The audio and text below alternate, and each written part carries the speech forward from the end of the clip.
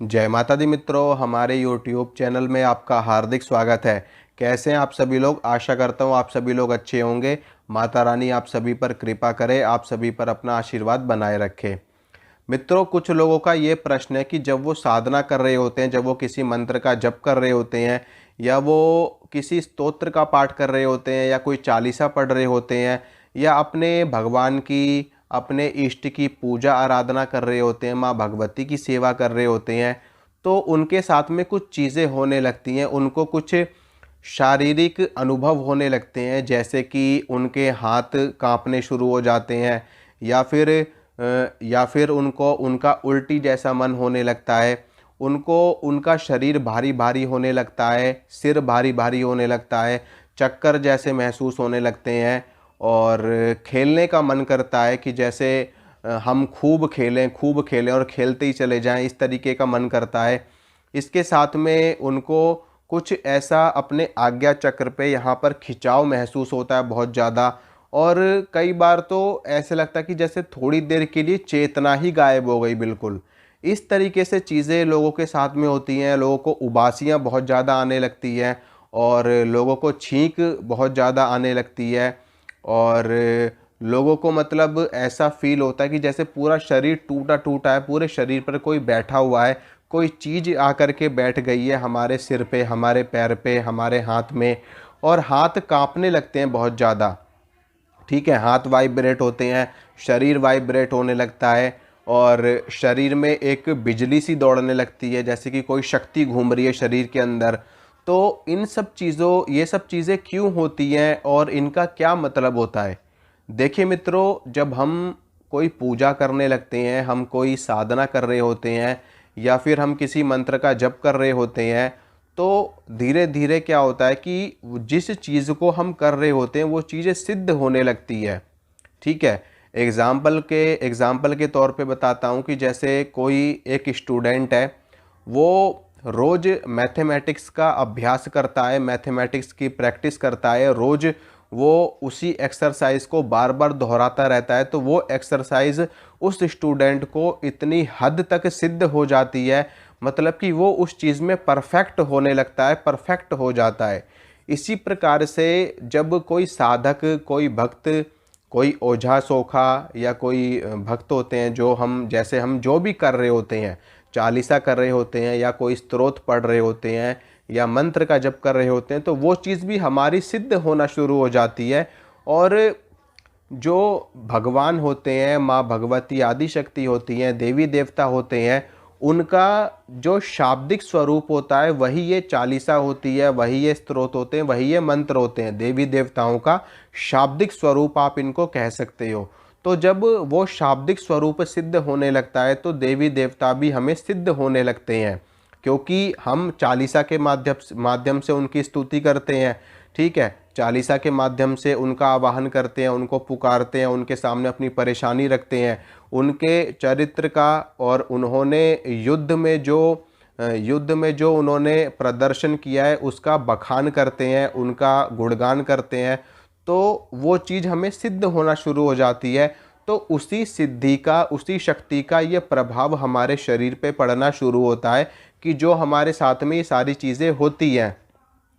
और इसमें आपको घबराने वाली कोई बात नहीं है, ये अच्छी चीज़ें होती हैं, ये गुड साइन है, ये एक अच्छा संकेत है कि जो आपके इष्ट देव हैं वो आपके ऊपर कृपा कर रहे हैं, उनकी शक्ति आपके शरीर में प्रवेश कर रही है और उस शक्ति से आपके समस्त कार्य सिद्ध होने शुरू हो जाएंगे।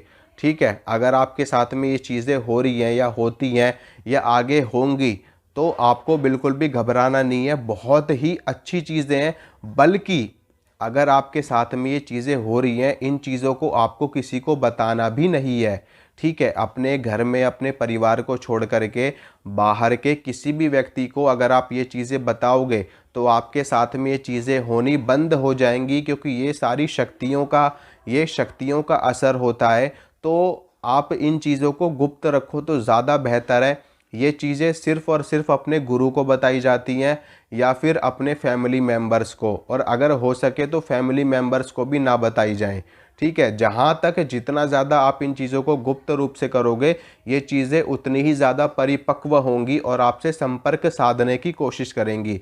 जब आपकी ये चीज़ें सिद्ध होना शुरू हो जाएंगी तो कुछ समय के बाद में क्या होगा कि शक्तियाँ आपसे संपर्क करना शुरू कर देंगी और आपके शरीर में देवी देवताओं की सवारी आने लगेगी। अगर आप सवारी नहीं चाहते, देखिए शक्तियाँ कृपा करती हैं तो कुछ लोगों को सवारी मिल जाती है, कुछ लोगों को साक्षात रूप से कृपा कर देती हैं।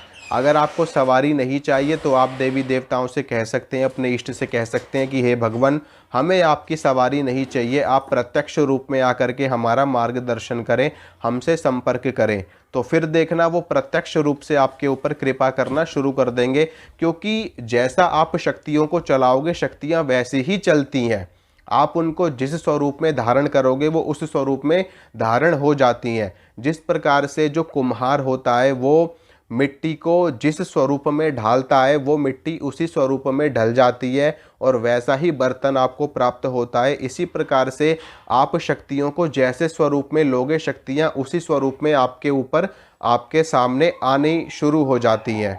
ठीक है, तो आपको बिल्कुल भी टेंशन नहीं लेनी, बिल्कुल भी घबराना नहीं है। अगर आपके साथ में चीज़ें घटित हो रही हैं तो ये अच्छी चीज़ें हैं और आपके ऊपर देवी देवताओं की कृपा है।